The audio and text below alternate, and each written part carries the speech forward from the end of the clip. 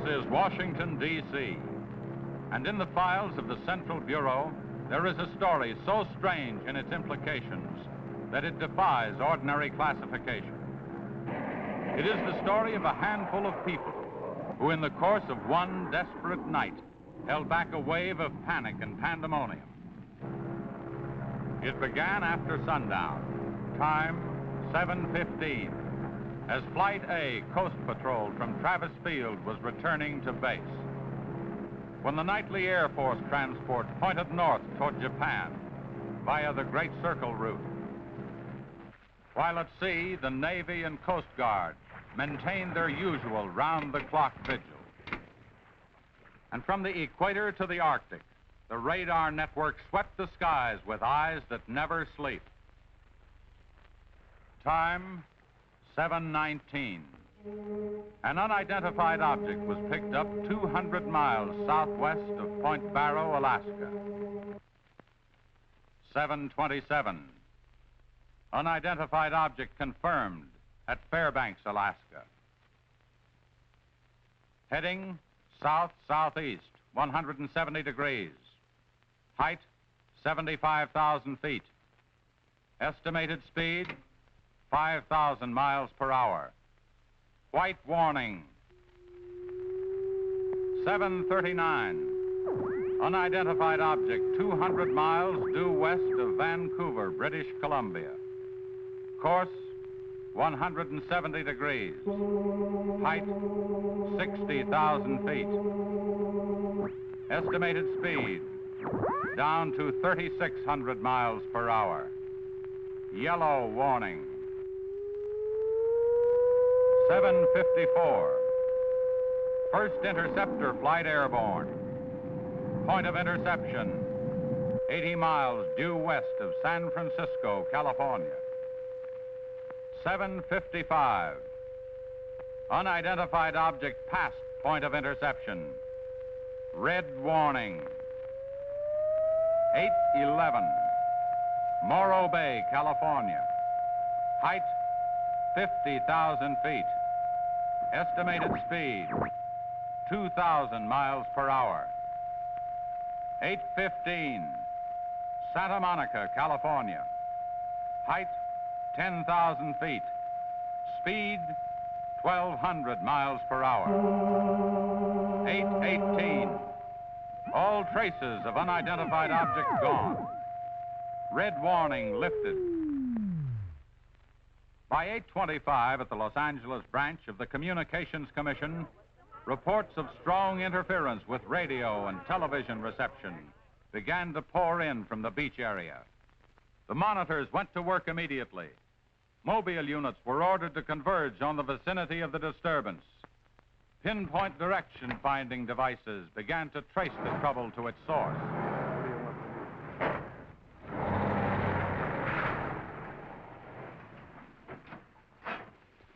This is Mobile 1, Hazen speaking. We're at Ocean and Beacon Way, interference strength 2, bearing 27 degrees. Over. Mobile 1 from center, roger. Over. Mobile Center from Mobile 7, over. Go ahead, Mobile 7. This is Mobile 7, with Pacific Center and Beach 4. Interference strength 3, bearing 39 degrees, over. This is Mobile Center, roger. Stand by. Mobile 1 and Mobile 7. From Mobile Center, point of interception estimated 3 miles north of surf. Repeat, 3 miles north of surf. Acknowledge. This is Mobile 7, roger. Mobile 1, roger. Mobile 7, roger, we're going out. Okay, Charlie, let's get moving.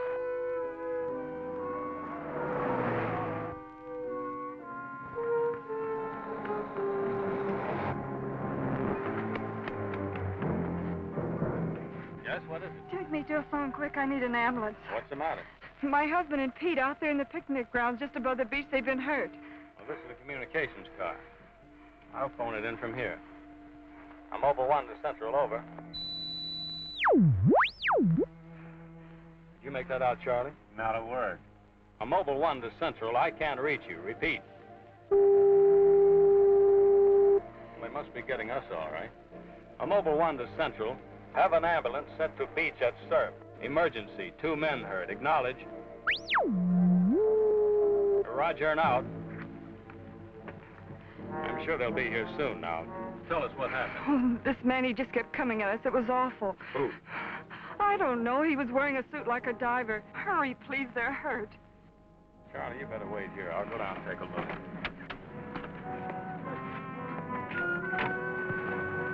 The young woman's hysteria became obvious as they reached the picnic grounds at the beach. There was no sign of the mysterious intruder, and little could be done for her husband and their friend until the ambulance arrived.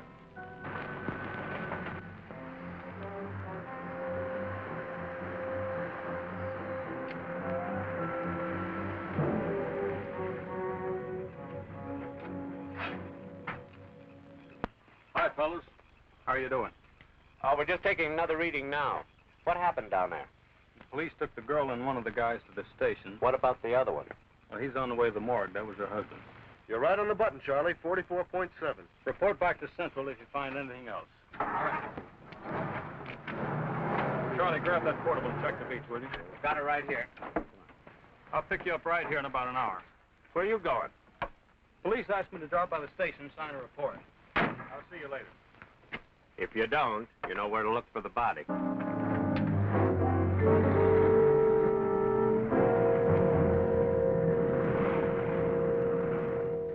Like I said, we were just starting to eat when we heard something tracking through the sand toward us. I looked up and couldn't see anything. Then Betty screamed. At what? I thought you couldn't see anything. At first we couldn't.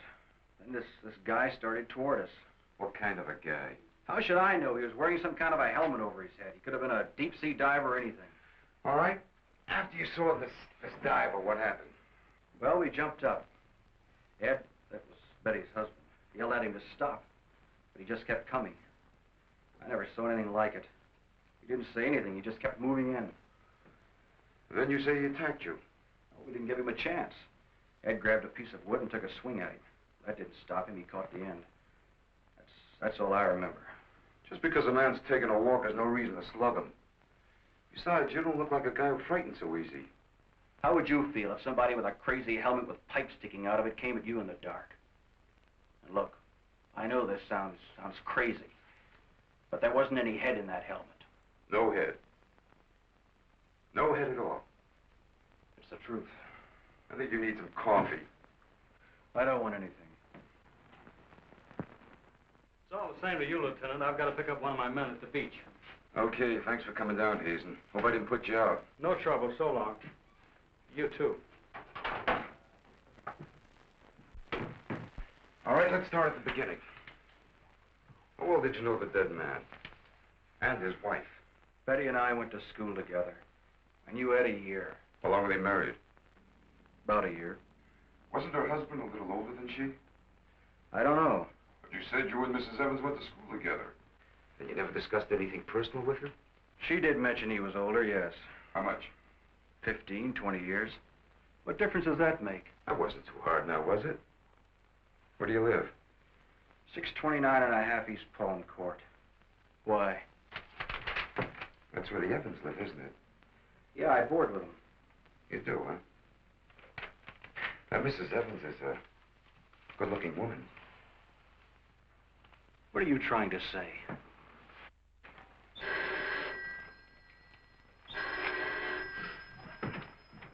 Lieutenant Bowers. Where? Yeah, I got it.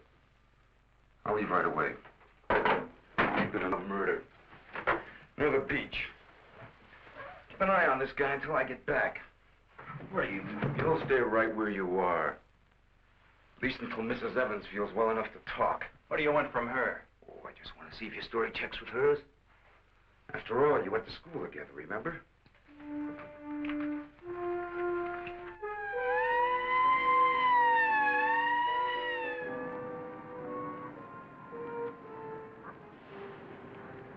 You say there were no witnesses, huh? None yet. Anything missing? I don't think so. The cash register wasn't touched. Get a breakdown of the inventory as soon as you can. What about fingerprints? The boys are working on them now.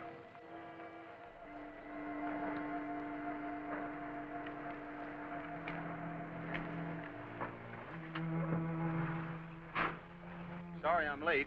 What kept you so long? The lieutenant asked me to hang around a while. Well, what's the score? Looks like one of those things. Pretty girl, older husband, young boarder.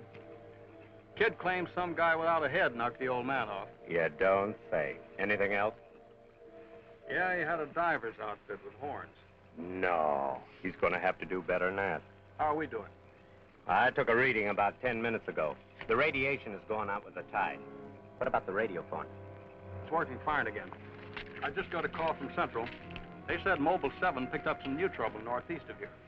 Here we go again. Hop in.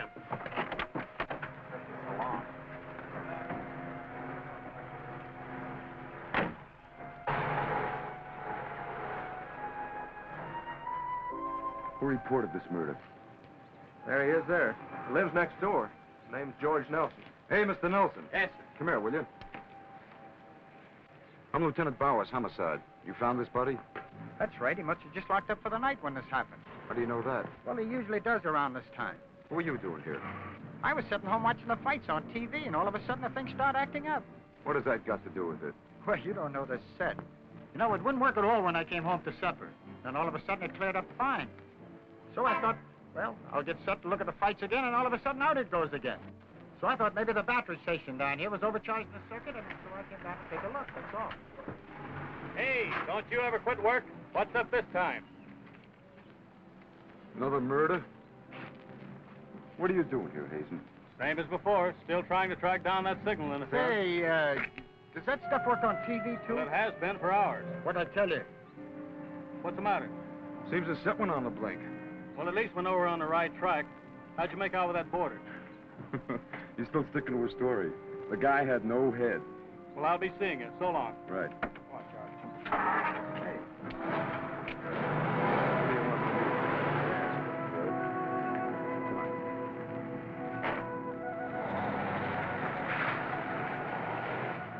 And so the communications team resumed its mission to track the mysterious interference to its source. Via accurate readings taken at regular intervals by stationary and mobile units, it was determined that the disturbance was moving in a northeasterly direction. By 10:34, Mobile Center had pinpointed the disturbance at the edge of the Huntington oil fields. Units 1 and 7 were instructed to close in.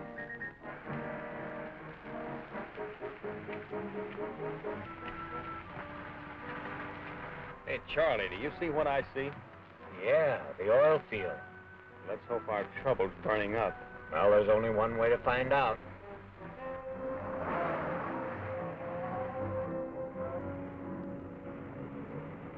Look, Sarge. 2 murders and an explosion in one precinct is big news. Now, come on, you can't pin it all on the young boarder. Or can you? Very funny. Yeah? I'm Hazen of the Communications Commission. Oh, the lieutenant's waiting for you. Thank you.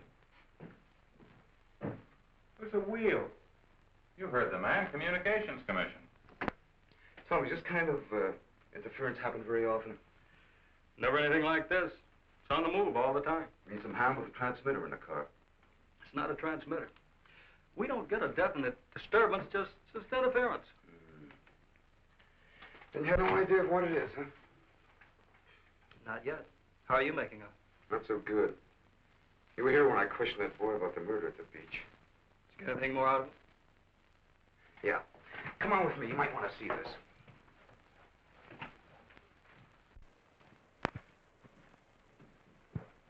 I see you're just about done. Thanks, you can go now.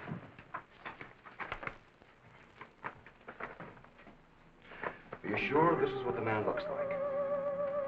What do you say, Betty? Well, just about, only I think the tubes were a little lower down. And you still insist there was no head inside the helmet? I'm positive there wasn't. What about you? Well, it was dark. I couldn't swear to it. Thanks, that'll be all. You mean we can go now? Yeah, for the time being. Just stick close to home. I may want to see you again tomorrow. We'll be there. Come on, Betty. Kind of changed your mind about those two, haven't you? Yeah, I guess I have. Hey, look, bring in the old man, will you? Don't tell me you believe this story about this This whatever it is. I know it sounds as phony as it ever did. But, oh, sit down, will you please?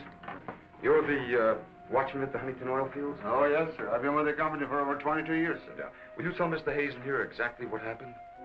Well, sir, like I said before, I was just closing the gate for the night when I saw this fella coming up. I was never so scared in my life. Yes, go on. Well, it wasn't the man so much as the suit he was wearing. Well, he wouldn't stop when I hollered at him. He just pushed his way right in there through the gate and walked right up to the tank. Now, you carry a gun? Did you try to stop him? Oh, well, he was much too close to the tank. I was afraid to shoot. So I thought I might call for help. And just as I got to the shack, the tank blew up. Oh, you should see this sight. Yeah, sir, can you give us a description of this man? How would you say he was dressed? Well, sir, like I said before, he wore a sort of pliers, not outfit, with a helmet attached to it. How tall was he? Oh, he was a giant of a man. And he had tubes sticking out of that thing, that helmet he wore. Can you tell us what his face looked like? Huh. Well, sir, though he got pretty close to me, I could swear the man had no face. Now, if you saw this man again, would you recognize him? I mean by his outfit. Oh, I'll never forget that sight if I live to be 100, sir. Would you say this is the man?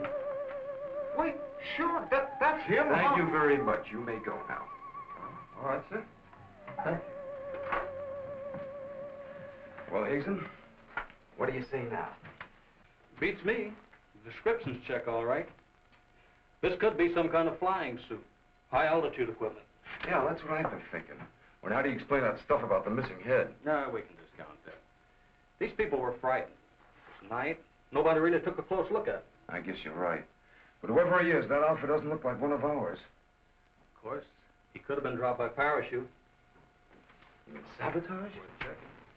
I think we better wire a report to Washington and see what they say. Oh, you can use our teletype. I'll tip off the LA police to be on the lookout for something unusual. Hey, wait a minute. What about the press? Oh, I don't think they know too much now. We better keep it that way for a while at least, till we find out whether our friend is still around here. Well, if he is, I think we can find him for you. My hunch is that he's carrying something around that's causing all this disturbance, whether he knows it or not.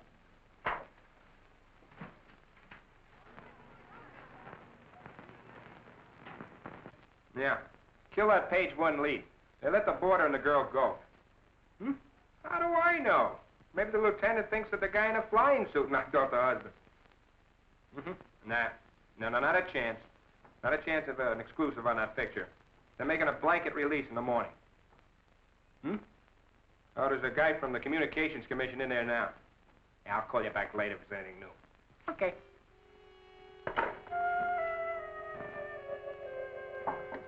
Come in. Sorry to interrupt you, Lieutenant. Yeah, what is it, Jim? There's a teletype cam for you. Oh, thanks, Jim. We're waiting for it. That was fast. Well, here's our answer. Looks like they never sleep in Washington. Says to contact a Major Andrews, care of Dr. Wyatt, director of the Griffith Institute. Hey, it's kind of late. Man, I'll give him a call. While you're at it, I'll go out the car and check in with Central. Okay.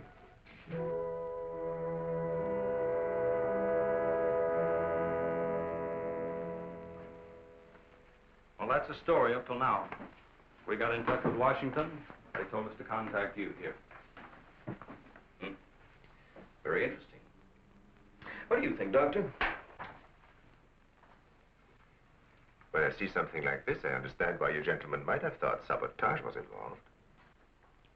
Lieutenant, are you sure there were no traces of this saboteur, this X-man, found after the explosion in the oil field?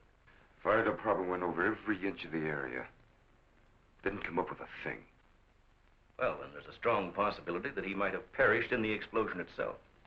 I doubt that. We're pretty well convinced this man is carrying something that's responsible for all the signal interference. According to the last report I got, there was a definite disturbance about 3 miles east of the oil fields, sometime after the explosion. Well, then if he's alive, you should be able to keep an accurate check of his whereabouts. Not that easy. As a matter of fact, we lost contact about 3/4 of an hour ago. Maybe you realized you were trailing him and got rid of whatever he had that was causing the disturbance. In that case, there's nothing much my department can do to help you. I guess it's up to us. Unless you have some suggestions. Well, let me think out loud for a minute. It might just be that what we've been talking about so far, and this phantom, as we'll call him, ties in with what the doctor and I have been discussing. That is very possible. I don't know whether you know it or not, but somewhere around 7:30 this evening, our radar networks picked up an unidentified object off Point Barrow, Alaska. They traced it clear down to Santa Monica before they lost it. Santa Monica. That's where we first picked up our radio interference. Yeah, right at the scene of the murder.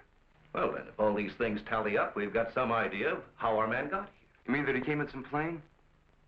In that case, somebody would have seen it land and take off again. Or did it crash? No. No, we don't think it was a plane. No rocket or jet that has been built so far can attain the speeds of 5,000 miles an hour, particularly for such a great distance. And maybe we're on the wrong track altogether. Couldn't your unidentified object have been a meteor? They travel at a terrific speed. Yes, fast enough for most of them to burn themselves out the moment they hit the Earth's atmosphere. And did it occur to you that meteors are not very likely to travel horizontally, all the way from the North Pole to California? If it wasn't a meteor, or a flying missile of some type, how do you figure this phantom ties in? We're not sure that he does. I don't care what you say, but it doesn't make sense to me. Anybody trained in sabotage would stay undercover. This guy's walking around in a monkey suit, killing people. Excuse me, Dr. Wyatt. Is there a Lieutenant Bowers in here? Oh, yes. What is it, miss? There's a Mr. Wakeman from the Chronicle here to see you. Wakeman here? And what does he want? Well, there's only one way to find out. Before you go, Lieutenant, I don't believe you have met my assistant, Barbara Randall. Well, hello. Hello. It's Mrs. Randall, Lieutenant. I'll be right back. Barbara, you know the Major. Of course. And this is Mr. Hayden, the Communications Commission. How do you do? Well, I see you are working a little later tonight than usual. Yes, my husband's teaching a late class, and he won't be able to pick me up for a while. Besides, I had some work to do in the lab. Well, at least you'll have lots of company. All right. So I shouldn't have come up here. But I gotta get your angle on this Beach murder. And your whole department is shut up. Look, Wakeman, will you stop bothering me? There's nothing to say. If you got an exclusive story from that Evans Damon or Board, then you know as much as I do. Yeah, but that still doesn't explain anything about the guy without a head. Come on. Who is it? Your guess is as good as mine. You mean you let those two kids go without knowing that? I don't buy it. Well, I did. Well, then you must have an awful good reason. I bet you're trying to tie it in with that other murder. All right, Lieutenant. Don't tell me. I'll get my story somehow. Oh, if you want to know how things turn out, read the Chronicle in the morning. That's right. Now get in touch with Charlie in Mobile 1 and have him call for me here. Okay, honey. Well, did you come up with anything? No, we're just briefing Barbara here. It's just amazing the way you've been able to put these things together. Don't kid yourself, Mrs. Randall. It seems the press knows as much about it as we do. Well, let's hope they don't come to the same conclusions. A few lurid headlines, and every fool in the country will be seeing phantoms in spacesuits and men from Mars all over the place. Yes, I can imagine. And mass hysteria is difficult to check once it gets started. That's why we've got to move fast. Well, from the looks of things, I guess it's up to me. I'll be in touch with you as soon as I hear anything. See you. By 12:30 a.m., the dragnet was in operation. Mobile units patrolled the streets and countryside. They covered an area 35 miles square. Special and sensitive equipment was prepared for action. Everyone on the job was ready to move on the first signal from the Communications Commission. Monitor Corona to Mobile Center, strength 4, brickyard at 160th, moving toward oil fields. Contact your units. Over and out. Units 1 and 7 from Mobile Center. Units 1 and 7 from Mobile Center. Strength 4, interference at 160th in the oil field. Moving due east. Close in. Repeating, strength 4, interference at 160th in the oil field. Close in.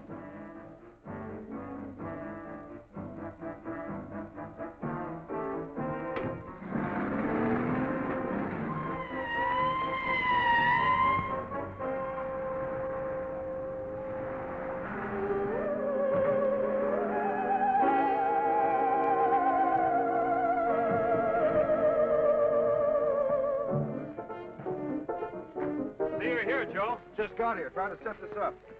What gives, Hazen? It's in this area, all right. I thought the Geiger counter. Thank you, Doctor. Quite a walk over those oil fields. Well, it doesn't register as far as the oil field. I think we'll do better if we split up, man. Right, Lieutenant. You two go that way. Lieutenant, out here. Vince. Joe, you follow him. Come on, Doctor. And you? Oh, forget it.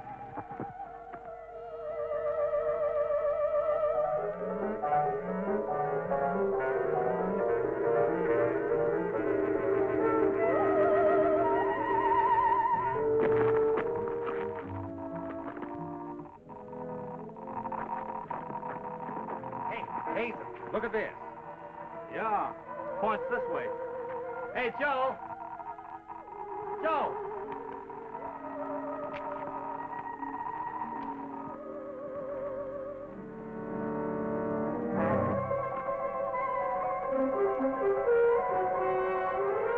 Hazen! Hey, Hazen! 603!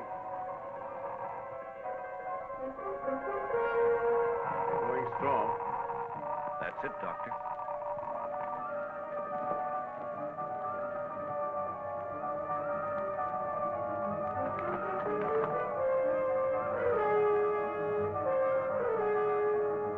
It's leading this way. Come on.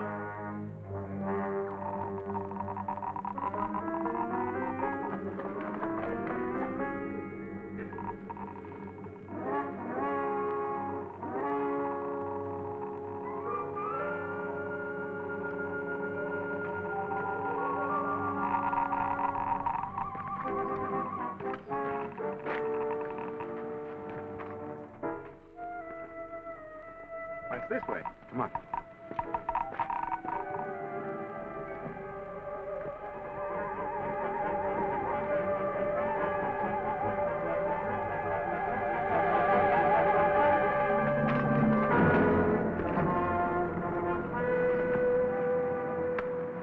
Come on.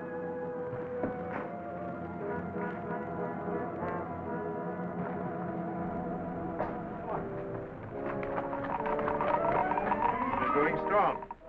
Good. That's right. Checks with me. Sure does. He's here. We saw him. There he goes. Come on.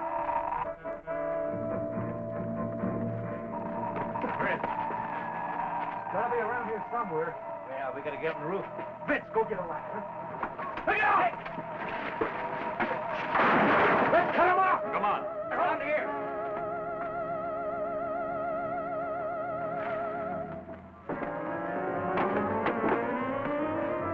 Anybody see him?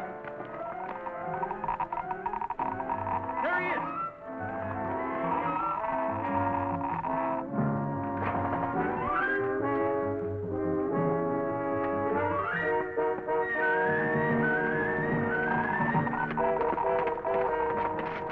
Got him now. We'll give you 10 seconds to come out of there, starting now. 1, 2, 3, 4, 5, 6, 7, 8, 9, 10. We're going in. Help you guys cover the door. Come on.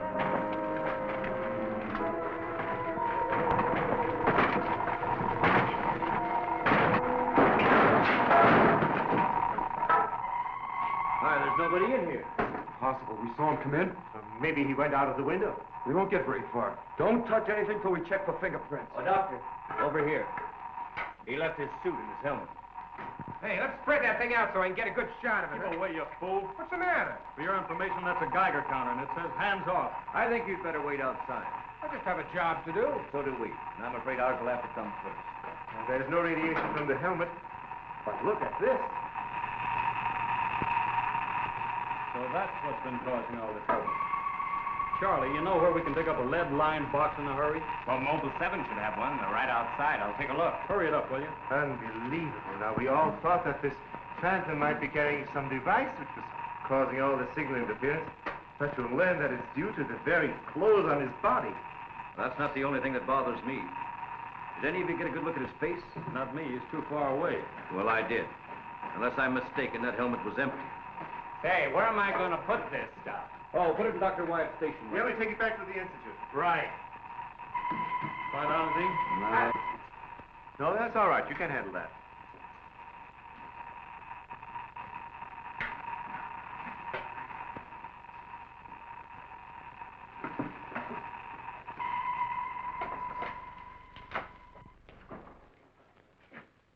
Any luck?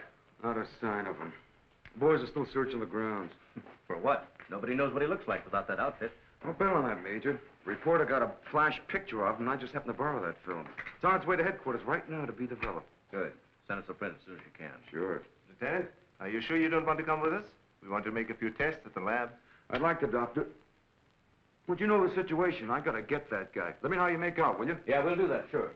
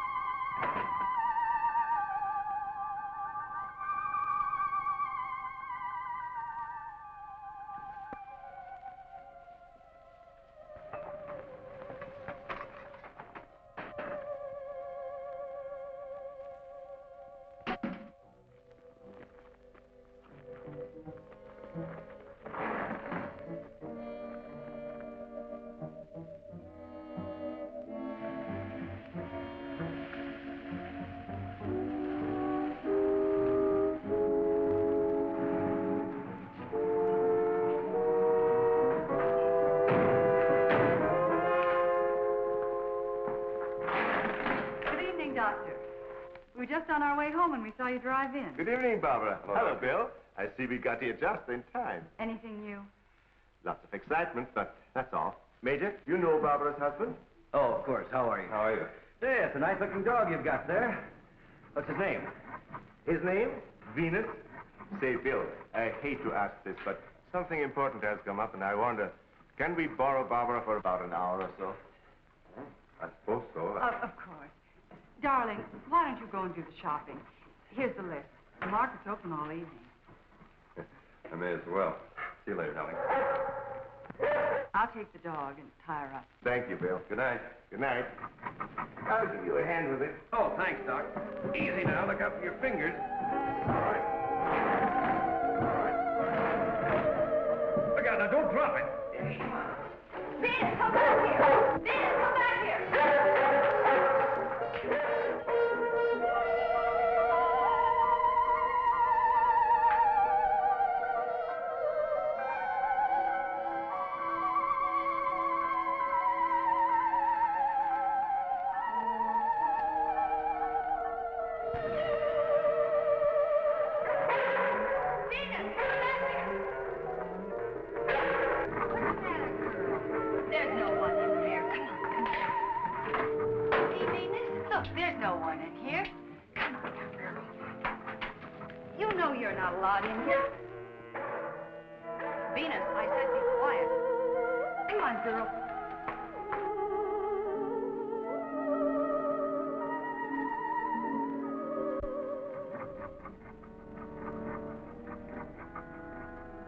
Now, you stay right here, Venus, and I don't want to hear one sound out of you.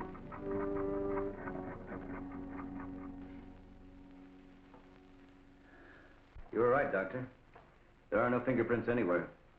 What's all this? Hey, don't touch anything. You better put some gloves on. Our friend, Mr. X, left this suit at the oil refinery. You mean you were that close to him and you didn't catch him? I'm afraid so. That's up to the police now. Hand me those shears. I want to cut up this material to work with it.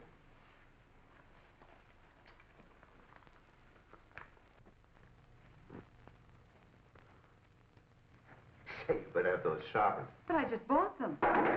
Well, Here, try this knife.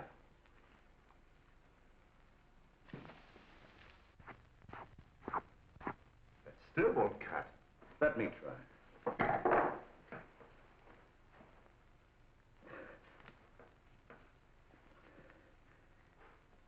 This stuff is tougher than nylon. Why don't I try it over a Bunsen burner?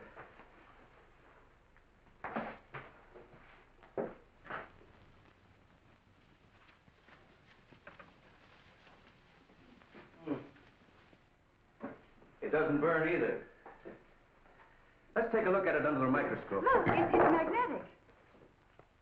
Magnetic? Here, I'll... Radioactive. And apparently indestructible. Thank you.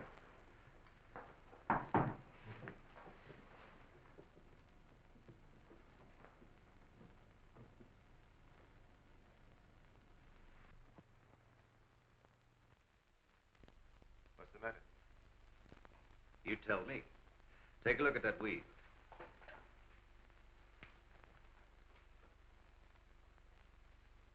What weed? There is none. This material is one solid mass. May I see it?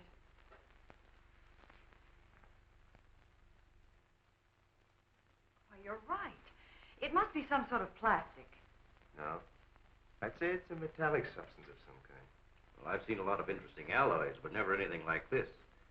Let's try an acid test. All right. Go ahead. Careful now. We'll only take a drop or two.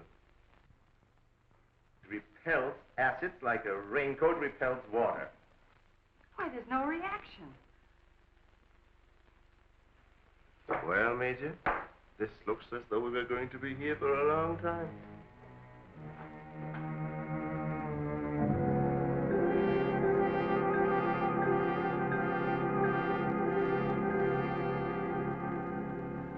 Now we have it.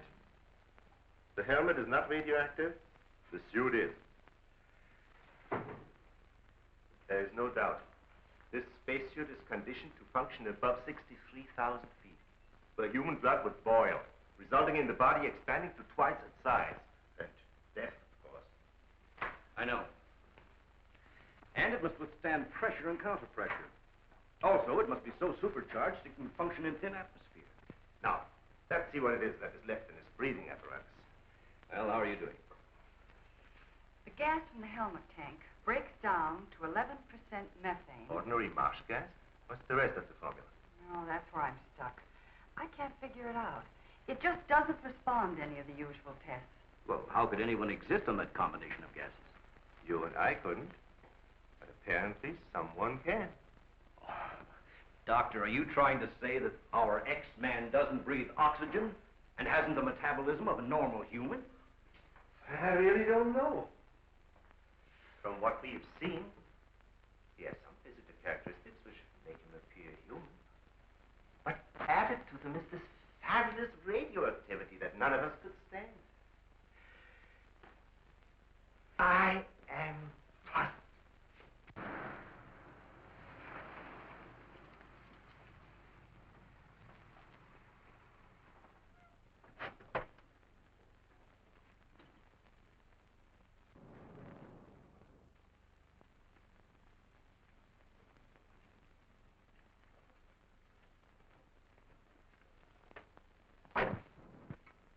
I think the answer lies right here in this helmet. Obviously, he needs it to survive. Otherwise, he wouldn't have risked wearing it where he was sure to be recognized. As it is, he only took it off when he was cornered. Well, if what you say is true, how can he exist without it now? Let me put it this way. It's like a patient in an iron lung. Sometimes one can be removed for hours at a time without any ill effects. Exactly. And I think the same principle applies here. And that means sooner or later, he has to get his breathing apparatus back or die. I don't understand. Well, I've got an idea. If we were to return this whole outfit to where he left it, he might be tempted to come back. Dr. Wyatt speaking? Yes, he's here. No, thank you. Hello, Major. Still at it, huh? Mm-hmm. No, we haven't got a thing, no. The picture? Yeah, hold on. He says the picture the reporter took of our man didn't come out. I was afraid of something like that. The radioactivity must have burned the emulsion. Hello. No. No, we didn't find any fingerprints at all in his clothes. Did you find any? Oh, too bad. Hello? Will you wait there, please? We don't know what to make of this either. Have you heard from the communication boys yet? Well, let's hope they turn up with something. Major, excuse me. Hold on a second. Yes? It's Mr. Wakeman of the Chronicle. He insists upon seeing you. He does? does. Where is he? I told him to wait in the lobby. Good. Hello? Yes, our friend from the press is here.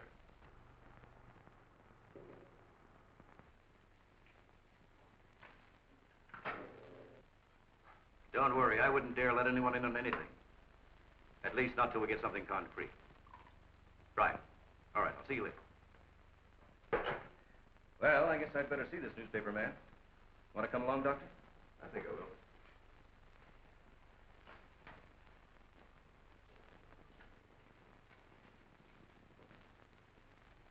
Oh, hello. Remember me?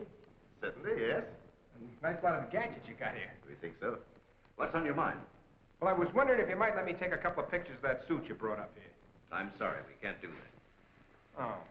Well, now, look, I got a wonderful picture of the guy running in the shack, and the lieutenant stuck his nose in my business, and what do I get? A blank.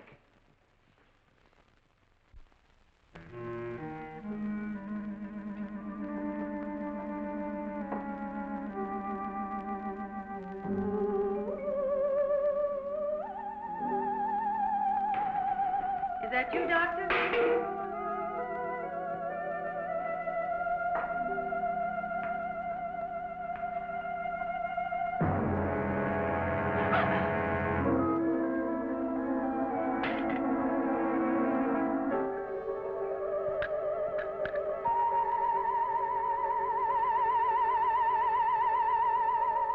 Well, you must have some lead on this guy, otherwise you wouldn't have brought that suit up here.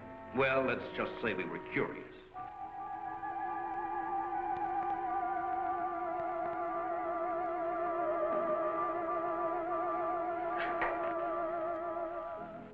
Hello, Bill.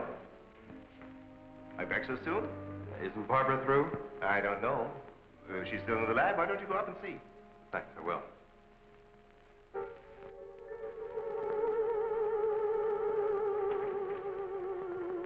Barbara? Barbara, are you in there? Bill, listen to me. I'm not alone. Someone is in here with me. I can't see him. He locked the door and has the key. I'll break the door down. No, Bill, don't, please. You better get help. You mean I'd come all the way up here for nothing? I'm afraid so. Good night. Yes. Good night, Mr. Wakeman. Good night.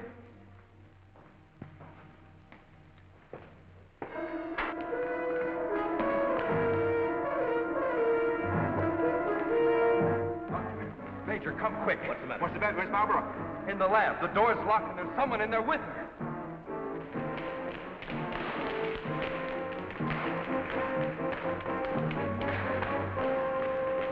I thought you said the door was locked. It was. She's gone. Oh, cover the main entrance. That's the only way anybody could leave. I will. Well, in that case, we would have seen her on our way up. Well, then she must still be in the building. We'd better split up. I'll take the roof. Barbara! Barbara! Barbara! Barbara!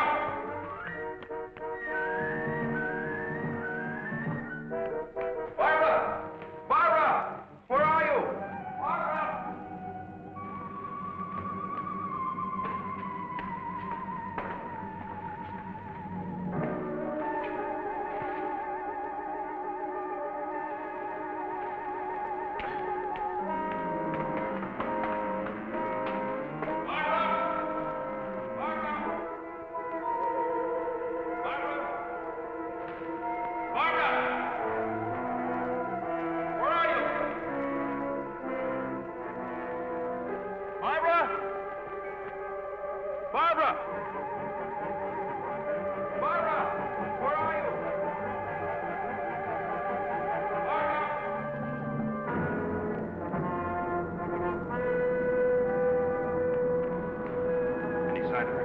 Not yet. She must be around here someplace. Now, you stay here. Watch the main entrance. And I'll check the basement. All right.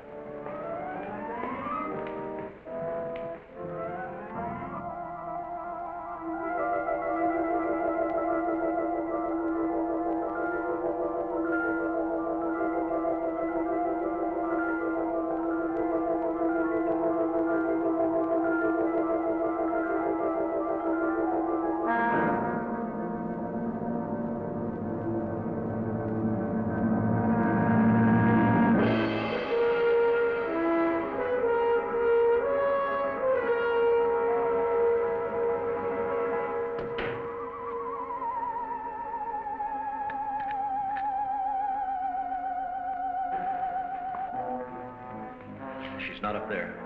Where's the doctor? He went down to the basement. Here he comes. You didn't find her? No. I'd better call the police. But there's no telling what could happen to her in the meantime. Now, take it easy. We're doing the best we can. But she said she was locked in, and she couldn't see who did it. Can you explain that? No. Not yet.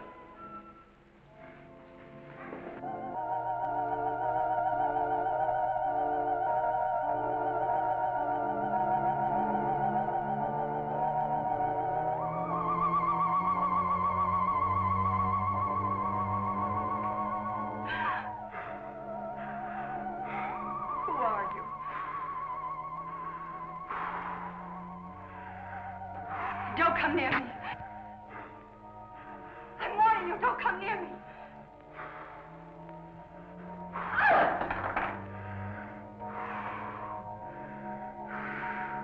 Don't!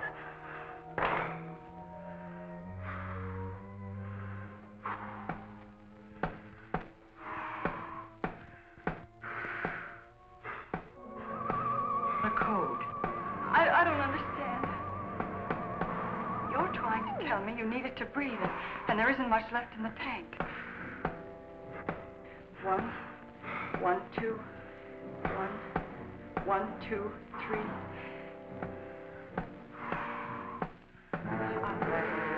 I'll write it down.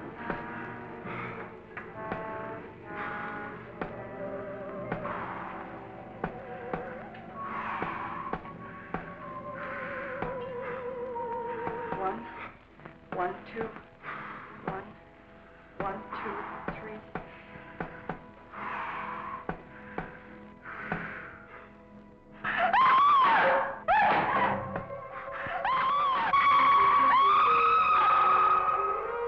In the lab.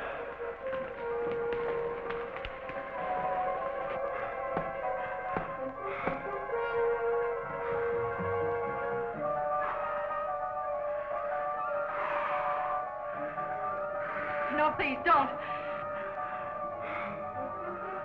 She's in there. Barbara! I can see his hand from the ultraviolet lens. Try to zoom in. I'm sure it's open. Darling, are you all right? I think so. I'm looking for him. I just saw him, so he must be in here.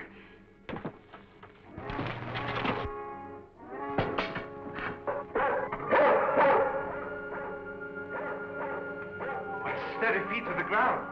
He will be killed. I'd better go.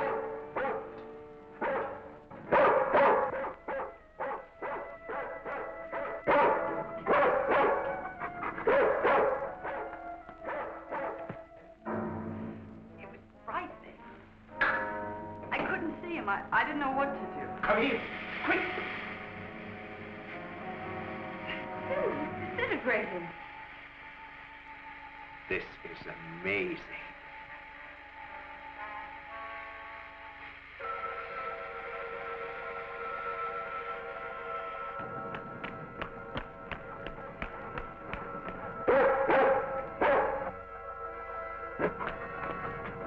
Now, quiet down, Venus. Quiet down. Down.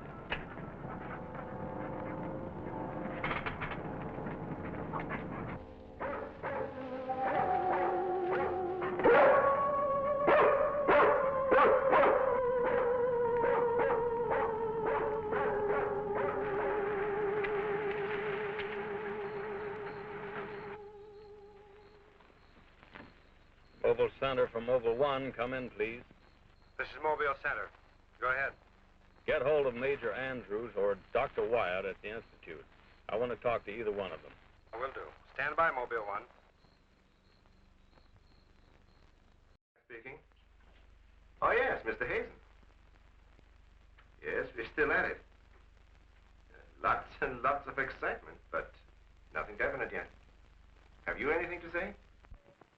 The trouble seems to be just about gone. We get a flash in the direction of the observatory once in a while, but I figure that's because of the outfit you're testing. Yes. Lieutenant Bowers ought to be here any minute. Of course. How long will it take you to get up here? Good. See you then.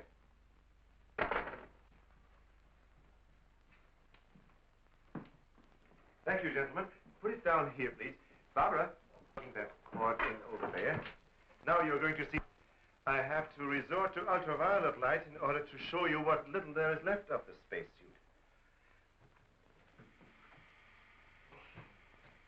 As you can see, it has reduced itself to this liquid, and it is in an evaporating stage. The helmet is in the lab and still intact.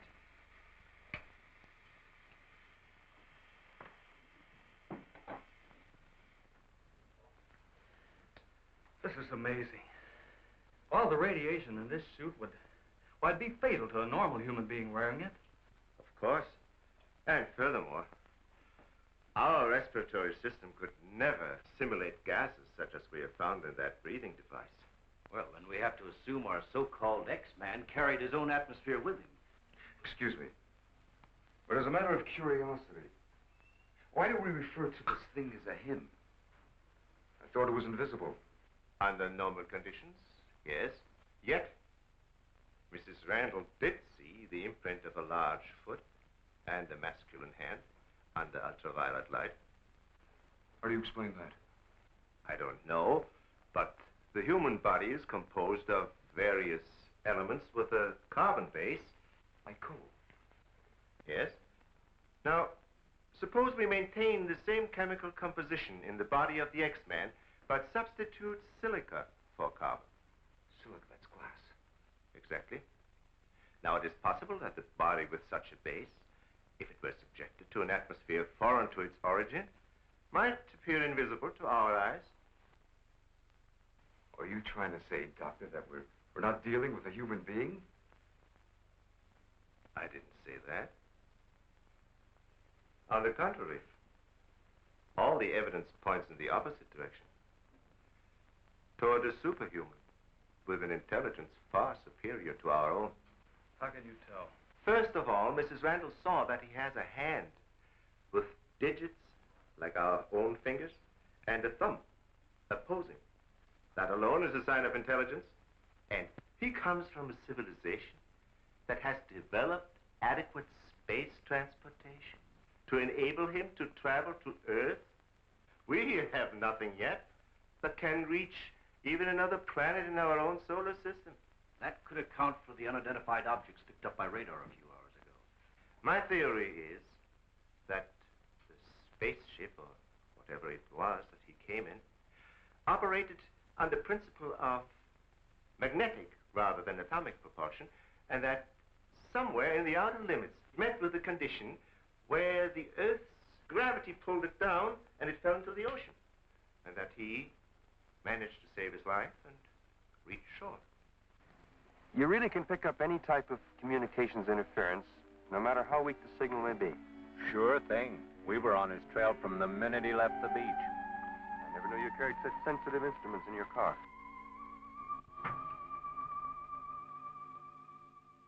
What you told us is very interesting, Doctor. But I've got to make an official report to headquarters. Are you willing to be quoted that the criminal we're after is a creature from another world? All I can say is, we know that our Earth is not the only planet capable of sustaining life in one form or another. You can quote that. All I've got to go by is some footprints in a hand. That isn't much. No fingerprints, no description, no nothing. And we're after a killer. Has it occurred to you that our X-Man has no apparent motivation for his acts, and might therefore not be an intentional criminal at all? You have a point there. Hey, wait a minute. Come to think of it, the young boarder we suspected, he did say that the girl's husband threw the first punch. So? So that could have been enough to provoke the strange creature. And the same could have happened at the second murder. Sure. What about the fire in the oil fields? Evidently, our man sensed the presence of some gases, which he thought might be utilized in his breathing apparatus. Yeah, that could account for his presence at the oil refineries, where something went wrong, causing the explosion. Too bad he got wise to us and took off his uniform, or we'd have been able to catch up with him by now.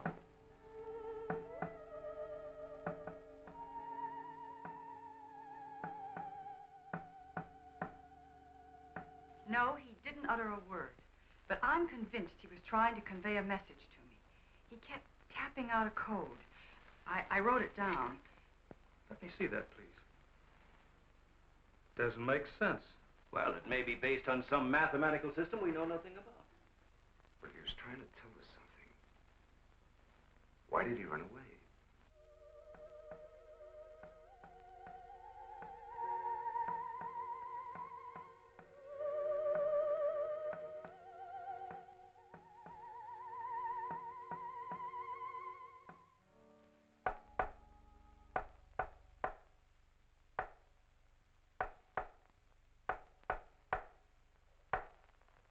What do you think of that?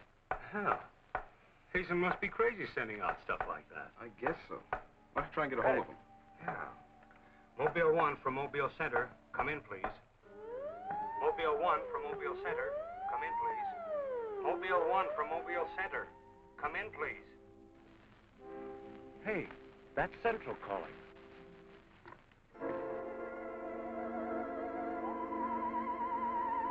You better stay here by the car. I'll go tell Hazen. Yes, Colonel Powell. Of course, I'll mail you a complete report first thing in the morning. Yes, sir, thank you. Oh, and I'm awfully sorry to disturb you so late at night. Right, good night, sir. He's around here, this invisible guy. He was in the car. How do you know?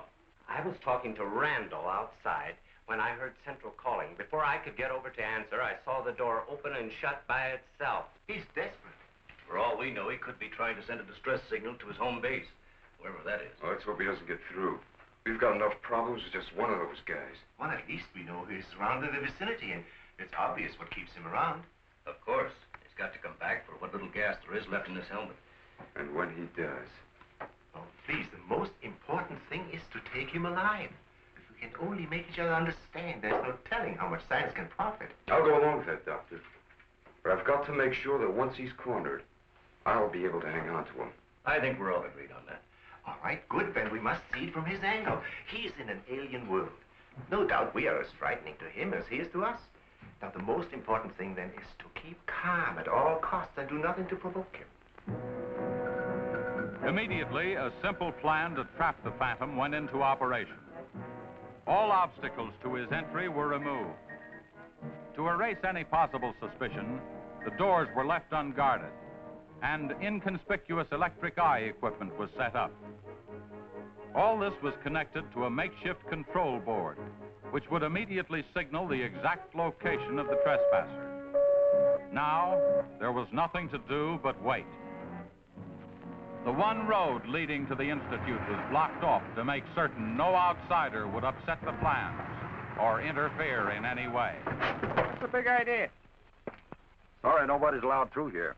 Who says so? Lieutenant Bauer's orders. Oh, is he up there? He might be. Well, you get word to him that Joe Wakeman of the Chronicle is here. Sorry, Bud, I can't leave. Oh, what about them over there? Hey, you over there. Me? Yeah. Aren't you the guy from the communications outfit? Didn't I see you down at the oil fields a couple hours ago? What of it? You got anything to do with this? Well, you'll have to ask Lieutenant Bowers about that. How can I if he won't see me? That's a good question.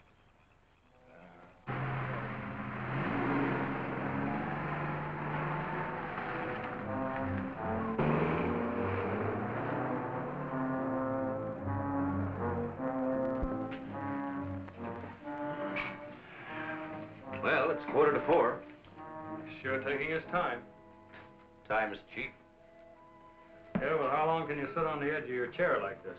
Oh, dear, if we have to. Well, we hope this mechanism works. It will, unless he flies in between the wires. I wouldn't take any bets that he can't. Well, if everything else fails, we still have Venus here to help us. You know, I'm certain she sensed his presence before. That's why she carried on so.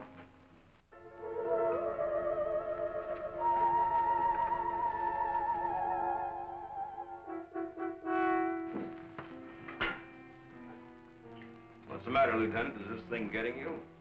Oh, no. I'm just thinking about public reaction to all this.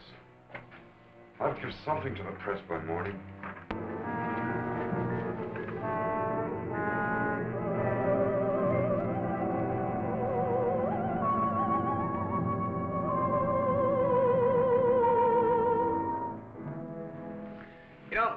since I was a kid, I wanted to be a pilot.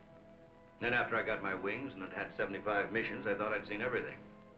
Now, after all this, I know I haven't seen anything. He's here. The back entrance. Let's head him off. Remember, now, take it easy. Don't crash.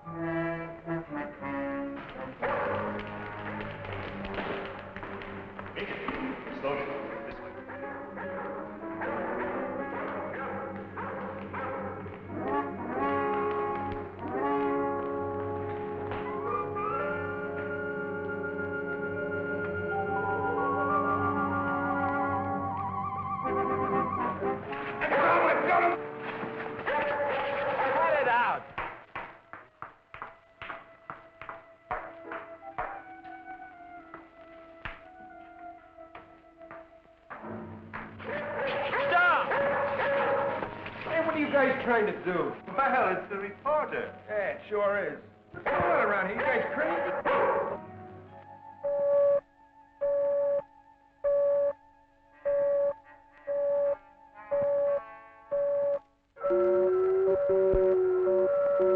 How'd you get in here? Oh, that don't make any difference. Come on, what's up? What's going on?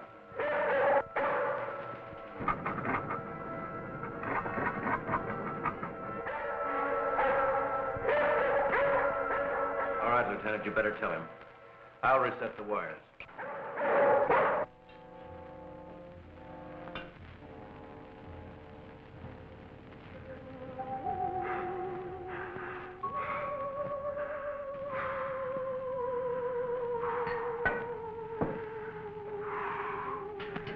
Don't be afraid. We want you to live. Don't you understand? Can't you speak? Can't you say something, anything, in any language?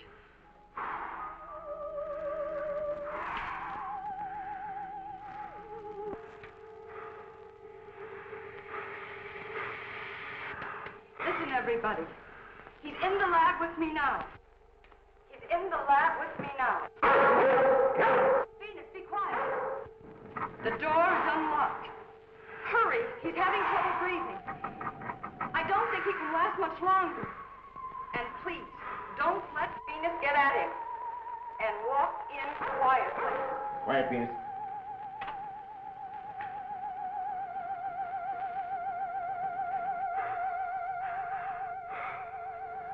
It's unbelievable.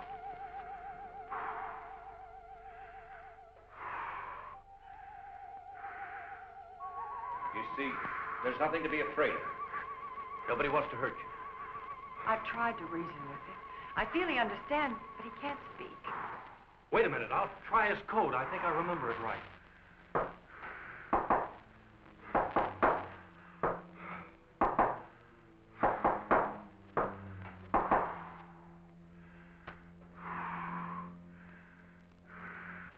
Better plug in the ultraviolet light.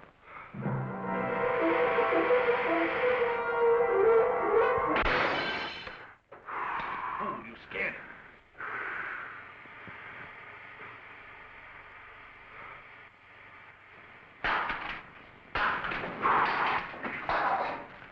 Look, there goes Venus.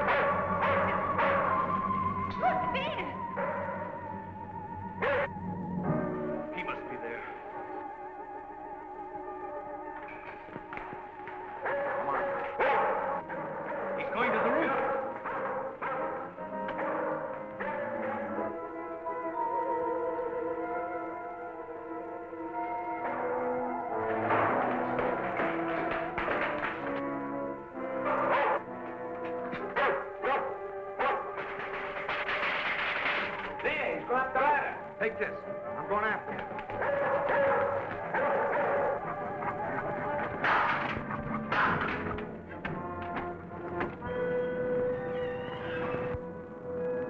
The door. In here with a big telescope.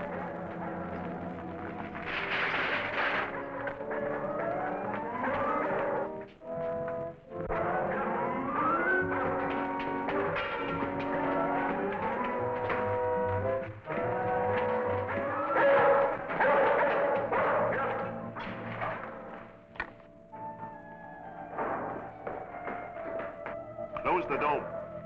The switch is over there.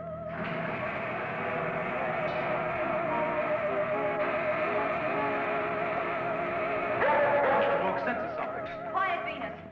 Well, if he's in here, he'll never get out now. Door is closed. This is what I've been waiting for. Please, Lieutenant.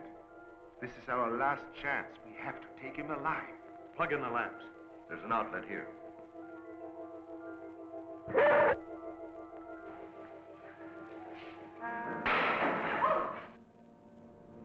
He must be up there.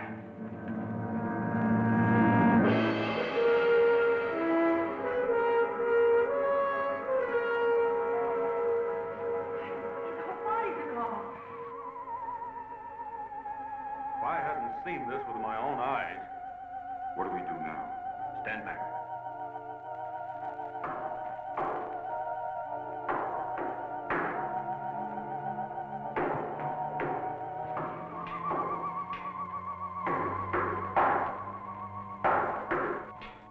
Amazing. This code again. Look. He's trying to speak, but no sound is coming out of his mouth. Look at Venus. She acts as though she hears him. Yes. Dog can hear sounds that we can. His voice must be beyond the range of the human ear. Maybe he's screaming. He's suffocating. The glow, it's almost gone.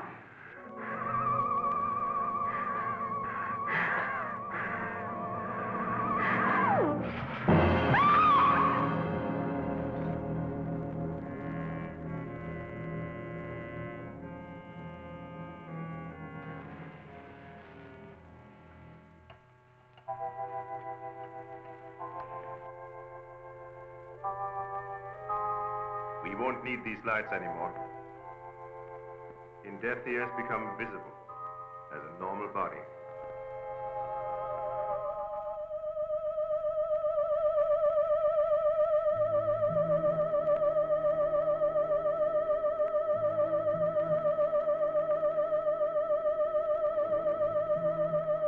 Look.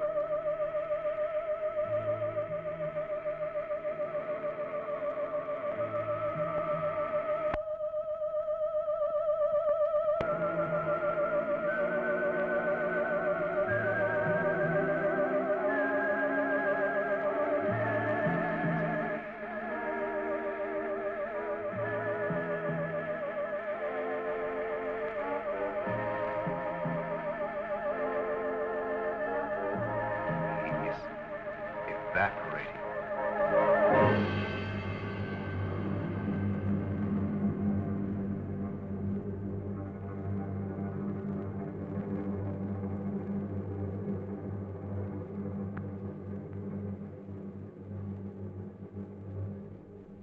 So he came here, wherever from, and right before our eyes, his body went through the final phases of life.